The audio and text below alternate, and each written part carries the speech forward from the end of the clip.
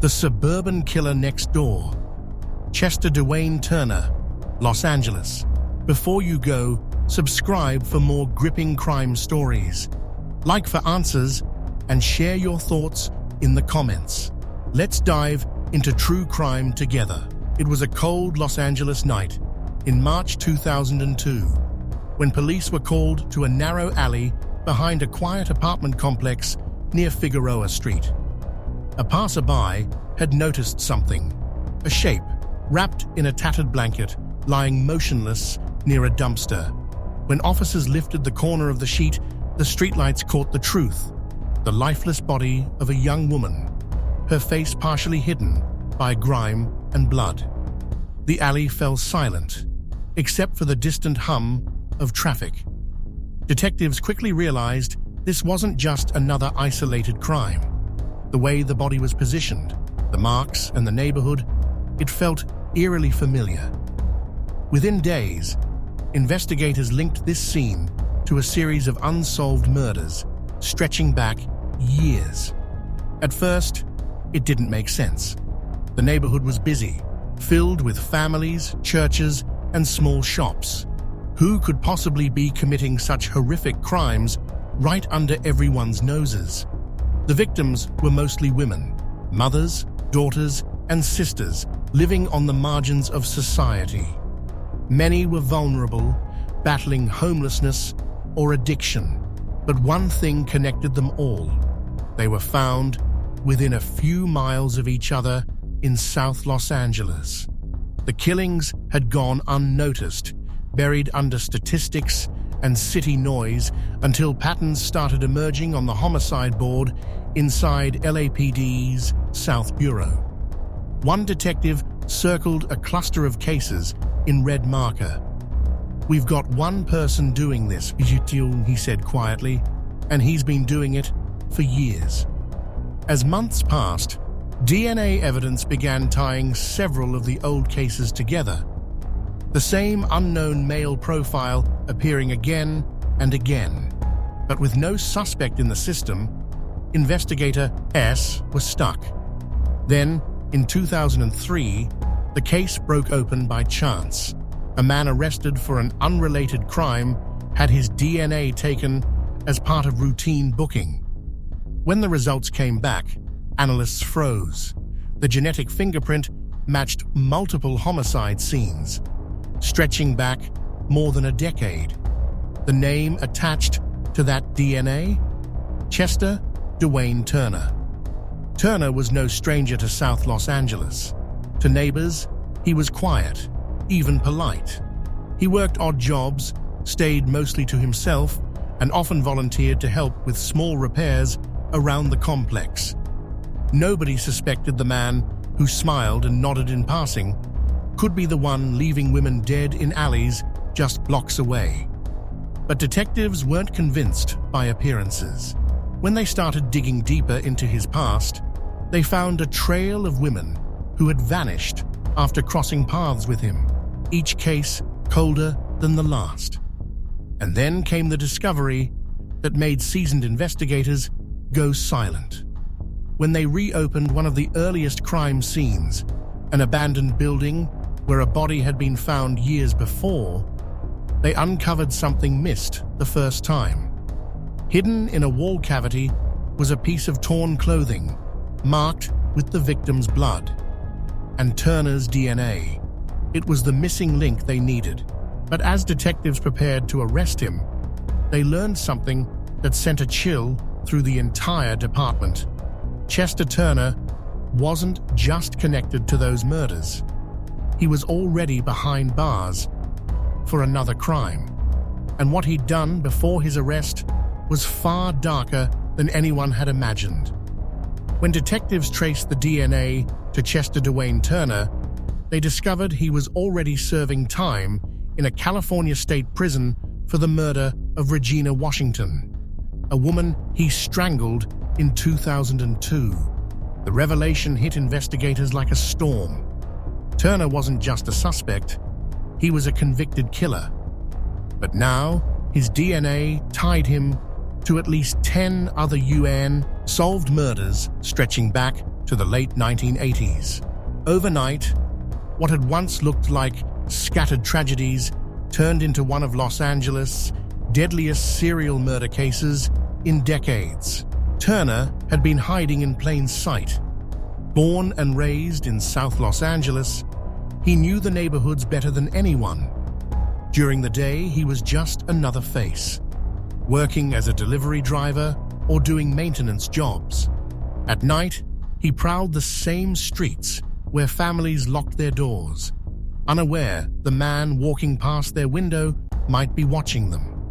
Many of his victims were women living in poverty, struggling with addiction or homelessness, making them easy targets and, tragically, often ignored by society. The brutality of his crimes shocked even seasoned detectives. Women strangled and left near freeways, behind dumpsters, or in abandoned buildings.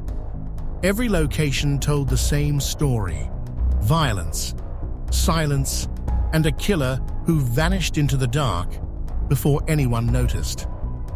In 2004, the LAPD's Cold Case Unit reopened dozens of unsolved murders from South Central. Turner's DNA matched case after case: Anita Fishman, Mary Edwards, Andrea Triplett, and several others. One detective described it as watching ghosts return all at once. Investigators began piecing together his timeline, realizing he had been killing for nearly 15 years without detection. Each connection brought heartbreak to families who had long stopped hoping for justice.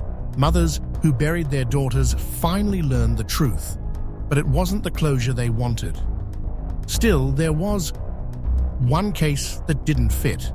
Among the DNA hits was the murder of a pregnant woman named Regina Washington, the same woman Turner had already been convicted of killing.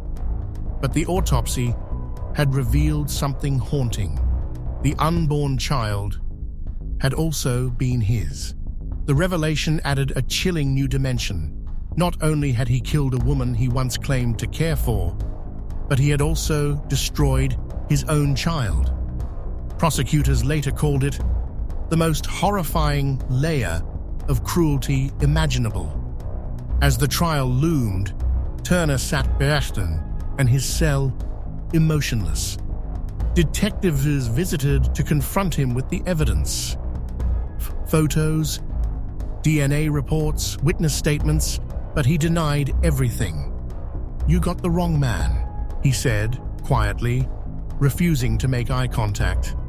But when officers left the room, one of them caught a flicker in his expression. Not fear, not guilt, but satisfaction. It was as if he knew something they didn't. That night, before the trial even began, another body was found in South Los Angeles. The scene bore the same signature, the same positioning, the same chilling calm. But Turner had been in prison for months, which meant only one thing: either someone was copying his crimes or he hadn't acted alone. The discovery of a new body, while Chester Dewayne Turner sat behind bars, threw the entire investigation into chaos. Detectives flooded the crime scene, a vacant lot off 81st Street, eerily similar to Turner's known dump sites. The victim, a woman in her 30s, showed the same signs of strangulation and positioning as his earlier victims. For weeks, news stations in Los Angeles buzzed with panic. Was there another killer on the loose? Someone inspired by Turner's crimes? Or worse, had Turner somehow influenced others from within prison walls? Investigators dug deeper into Turner's life, desperate for answers. They interviewed his old associates, girlfriends, even cellmates. What they found painted an even darker picture. Turner wasn't the calculating mastermind of a killer. He was chaotic, impulsive, violent, but he had patterns. He haunted the same motels, the same neighborhoods, the same faces. Many of his victims had crossed paths before, living in the same shelters, or visiting the same convenience stores he frequented. Detectives began to realize that the new murder might not be the work of a copycat after all, but a coincidence that exposed just how unsafe those streets remained. Even after Turner's arrest, it wasn't one monster in the shadows, it was a system that had failed to protect its most vulnerable for decades. By 2007, Chester Dewayne Turner stood trial for the murders of 10 women. The courtroom was silent as the prosecution displayed the faces of his victims one by one. Mothers, daughters, friends. The families sat together, united by grief. Turner showed no emotion.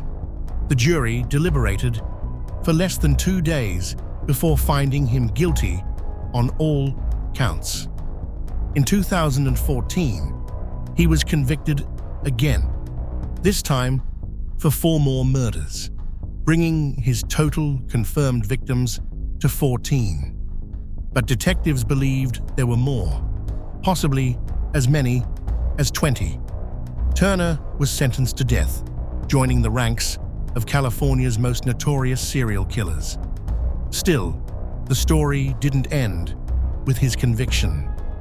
In the neighborhoods where his crimes occurred, people remembered. They spoke of the danger that hid in plain sight, the silence that allowed it to grow. The case exposed deep cracks in the justice system, how crimes against poor and marginalized women often went uninvestigated, dismissed as street cases. For years, the city ignored the warning signs, and only DNA technology, decades later, connected the dots. Today, Chester Turner remains on death row at San Quentin State Prison, awaiting the state's stalled execution process. His crimes left a permanent scar on Los Angeles, a reminder that evil doesn't always hide in dark alleys. Sometimes it lives right next door. But as families finally began to heal, one last file appeared on an LAPD detective's desk, an unsolved 1989 murder with a DNA sample still untested. The name on the evidence bag read, Turner, CD. If you thought this story was over, it might just be the beginning. Hit subscribe. You don't want to miss what comes next.